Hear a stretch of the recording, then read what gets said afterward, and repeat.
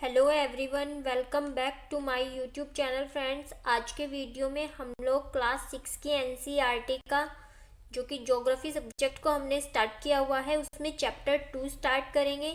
इससे previous videos में मैं आपके साथ चैप्टर 1 की थ्योरी और उससे सीटेट पेपर 2 में जितने भी प्रीवियस ईयर पूछे गए हैं उन सभी का पैटर्न डिस्कस कर चुकी हूँ। आज हम चैप्टर 2 से स्टार्ट करेंगे और चैप्टर 2 का जो हमारा टाइटल है वो है ग्लोब, यानी कि आपको ग्लोब पे बताना है अक्षांश एंड देशांतर। देखिए फ्रेंड्स, चैप्टर का नाम ही कंफ्यूजिंग है, अक्षांश एवं देशांतर, लैटिट्यूड एंड लॉन्गिट्यूड। अक्सर करके हम लोग इसमें कंफ्यूज हो जाते हैं, तो यहाँ पे आज आपको इसके कॉन्सेप्ट की क्लियरिटी हो जाएगी। देखिए फ्रेंड्स, अक्षांश होते हैं जो अक्षों के समानांतर खींचे जाते हैं। देखिए आपने जिन्होंने भी मैथ पढ़ी होगी तो ये इस तरह से एक डायग्राम बनता है जिसमें ये एक्स एक्सिस होता है और ये वाई एक्सिस होता है। तो जो एक्स एक्सिस के समानांतर खींचे जाते हैं ये हमारे अक्षांश होते हैं और जो वाई एक्सिस के समानांतर खींचे जाते हैं ये हमारे लॉन्गिट्यूड यानी देशांतर होते हैं। ये तो हुई जिनको मैथ आती है उनके लिए ट्रिक। लेकिन अगर मैं इनके इंग्लिश नाम की बात करूं तो अक्षांश को हम कहते हैं लैटिट्यूड, और लैटिट्यूड मतलब लेटी हुई रेखाएं। तो पृथ्वी के प्रतिरूप पे जो लेटी हुई रेखाएं होती हैं वो अक्षांश होती हैं, और देशांतर मतलब लॉन्गिट्यूड यानी जो लंबी रेखाएं हैं, जो लंबी रेखाएं होती हैं उनको हम देशांतर कहते हैं। ये तो थी ट्रिक कि कैसे हम पता लगा सकते हैं कि अक्षांश किसे कहते हैं और देशांतर किसे कहते हैं। तो लेटी हुई रेखाएं मतलब लैटिट्यूड अर्थात अक्षांश, लंबी रेखाएं अर्थात लॉन्गिट्यूड, और जिनको हम कहते हैं देशांतर। अब हम चैप्टर की स्टार्टिंग करते हैं। ग्लोब पृथ्वी का वास्तविक प्रतिरूप है, यानी कि ये मॉडल ऑफ अर्थ होता है और ये 3D रिप्रेजेंटेशन होता है पृथ्वी का। तो आपसे पूछा जा सकता है कि पृथ्वी का 3D रिप्रेजेंटेशन क्या है, तो ये ग्लोब है, और 2D रिप्रेजेंटेशन मैप होता है।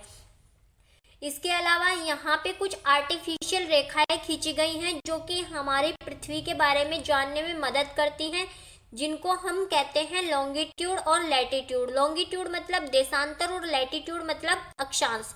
सबसे पहले हम लैटिट्यूड्स के बारे में बात करेंगे। तो जो लेटी हुई रेखाएं हैं पृथ्वी पर वो ऐसे खींची गई है। मान लीजिए ये आपकी पृथ्वी है और ऐसे खींची गई है। तो सबसे पहले हमने क्या किया, पृथ्वी को हमने यहाँ से हमें पता है कि 23-23.5 डिग्री झुकी हुई है, तो इसके दो ध्रुव हैं। जो उत्तर में है ये उत्तरी ध्रुव और जो दक्षिण में है ये दक्षिणी ध्रुव। और ये पृथ्वी जो है आपकी पश्चिम से पूर्व घूमती है। मैंने आपको बताया था कि जो शुक्र है वो पूर्व से पश्चिम घूमता है पृथ्वी के विपरीत, जबकि पृथ्वी या अन्य ग्रह जो है वो पश्चिम से पूर्व घूमते हैं। इस पे जो सबसे इम्पोर्टेंट लेटी हुई रेखा खींची गई है वो है आपकी भूमध्य रेखा, जो कि बीचों बीच से खींची गई है। इसको हम विषुवत वर्त भी कहते हैं। देखिए फ्रेंड्स, आप रेखा और वृत्त समझ लीजिए। अगर हम ऐसे सामने से देखते हैं तो ये रेखा है, लेकिन अगर हम पृथ्वी के गोल देखें तो ये पूरा गोल है, 3D रिप्रेजेंटेशन है ये। तो ये हेमिस्फीयर्स में बट जाती है, एक हेमिस्फीयर ये और एक हेमिस्फीयर ये उत्तरी हेमिस्फीयर और ये दक्षिणी हेमिस्फीयर। तो ये जो आपकी विषुवत रेखा है ये 0 डिग्री अक्षांश रेखा कहलाती है। इसके 23.5 डिग्री नॉर्थ में हम कर्क रेखा देखते हैं और इसके 23.5 डिग्री दक्षिण में हम मकर रेखा देखते हैं। इसके अलावा फिर इसके बाद आती है जो इम्पोर्टेंट होती है वो 66.5 डिग्री नॉर्थ में होती है, जिसको हम आर्कटिक ध्रुव वर्त भी कहते हैं या उत्तरी ध्रुव वर्त भी कहते हैं, या आर्कटिक रेखा भी इसको कहा जाता है। इसी तरह से सिमिलरली दक्षिण में होती है 66.5 डिग्री साउथ में, जिसको हम दक्षिणी ध्रुववर्त या अंटार्कटिक ध्रुववर्त या अंटार्कटिक रेखा भी कहते हैं। इसके बाद हमारे 90 डिग्रीज पे आ जाते हैं ध्रुव, जिनको हम पोल्स कहते हैं। 90 डिग्री नॉर्थ में उत्तरी ध्रुव और 90 डिग्री जो साउथ है इसमें हम किसको देखते हैं, इसमें देखते हैं हम दक्षिणी ध्रुव को। तो ये कुछ इंपॉर्टेंट लैटिट्यूड्स होते हैं। अब सबसे पहले जो एनसीईआरटी में नहीं दिया गया है वो है यूजेस ऑफ लैटिट्यूड, यानी अक्षांश हमारे किस काम आते हैं। तो अक्षांश हमारे काम आते हैं रिप्रेजेंट करने के लिए distribution of temperature, distribution of rainfall और डिस्ट्रीब्यूशन ऑफ क्लाइमेट। यानी ये टेम्परेचर तापमान को बताने में सहायक होते हैं कि कहाँ कितना तापमान रहता है पृथ्वी पर। ये हमारे वर्षण को बताने में सहायक होते हैं कि कितनी बारिश कौन से क्षेत्रों में होगी, क्योंकि जो ये हमारी रिलेटिव इम्पोर्टेंट रेखाएं होती हैं ये पृथ्वी को हीट जोन्स में बांटती हैं, ताप कटिबंध में बांटती है। ये आप इसी चैप्टर में सीखेंगे। और इनसे 3 यूज आपको पता चल गए क्या होते हैं। अक्षांशों के एक तापमान के डिस्ट्रीब्यूशन में सहायक होती हैं, दूसरी वर्षण में, और तीसरी आपकी जलवायु में। तो ये याद रखेंगे। इसके बाद हम जो हमारी विषुवत होती है इसकी कुछ विशेषताएं देख लेते हैं जिनसे कि लगातार क्वेश्चंस फॉर्म होते हैं। तो जो ये विषुवत या भूमध्य रेखा होता है ये पृथ्वी को 2 बराबर भागों उत्तरी गोलार्ध नॉर्थ हेमिस्फीयर और दक्षिणी गोलार्ध साउथ हेमिस्फीयर में बांटता है। यह विभिन्न स्थानों की स्थिति बताने के लिए महत्वपूर्ण बिंदु है। यानी कि ये विभिन्न स्थान कि कौन सा स्थान उत्तरी ध्रुव में है या कौन सा स्थान उत्तरी अक्षांशों के है और कौन सा स्थान दक्षिणी अक्षांशों के मध्य स्थित है। तो ये बताता है आपको स्थानों की स्थिति। विषुवत से दोनों ध्रुवों तक खींचे गए जो समानांतर वर्त होते हैं, देखिए ये विषुवत रेखा है आपकी और इसके समानांतर जितने भी वर्त आपके खींचे जाते हैं ये सभी अक्षांश रेखाएं कहलाती हैं। ये मैंने आपको बता दिया। और ये जो है ना मध्य रेखा से जैसे जैसे दूर जाएंगे इनकी जो दूरी है वो घटती जाएगी और 90 डिग्री पे ये केवल एक बिंदु रह जाते हैं। तो हम कह सकते हैं कि जो विषुवत वर्त है ये भूमध्य रेखा से ध्रुवों की तरफ इनका आकार घटता जाता है और इन्हें अंश में मापा जाता है, इन्हें डिग्री में मापा जाता है। ये आपको याद रखना है। तो विषुवत रेखाएं जो होती हैं ये 90 डिग्री तक उत्तरी अक्षांश कहलाती हैं उत्तर में, और विषुवत रेखा के दक्षिण में 90 डिग्री तक दक्षिणी अक्षांश कहा जाता है। अपने स्थान से ध्रुव तारे का कोण मापकर हम अपने स्थान का अक्षांश जान सकते हैं, क्योंकि ध्रुव तारा जो हमारा है वो 90 डिग्री पे स्थित है। तो ये आप पता लगा सकते हैं कि हम किस स्थान पे हैं, किसकी मदद से, ध्रुव तारे की मदद से, किस तरह के स्थान का, लैटिट्यूड का, अक्षांश का। अब महत्वपूर्ण अक्षांश रेखा है, मैंने आपको बता दिया कि जो ध्रुव रेखा जो आपकी विषुवत रेखा है 0 डिग्री लाइन उसके 23.5 डिग्री पे नॉर्थ में आपकी कर्क रेखा होती है। यानी कि मान लीजिए ये आपकी पृथ्वी है और यहाँ पे आपकी 0 डिग्री है, तो इसके 23.5 डिग्री नॉर्थ में आपकी होती है कर्क रेखा और इसके 23.5 डिग्री साउथ में होती है आपकी मकर रेखा। और जो ये कर्क रेखा होती है ये भारत के लगभग मध्य से होकर गुजरती है। लगभग यहाँ भारत है और ये भारत के 8 राज्यों से होकर गुजरती है, जिनको आप कह सकते हैं गुजरात, राजस्थान, मध्य प्रदेश, छत्तीसगढ़, झारखंड, पश्चिम बंगाल, त्रिपुरा और मिजोरम। मित्र पर गमछा झार, ये एक ट्रिक है जिसके माध्यम से आप इनको याद रख सकते हैं। तो ये याद रहेंगे। इसके बाद मकर रेखा मैंने आपको बता दिया, ये 23.5 डिग्री नॉर्थ में है, उत्तरी ध्रुव 66.5 डिग्री नॉर्थ में और दक्षिणी ध्रुववर्त ये 66.5 डिग्री दक्षिण में।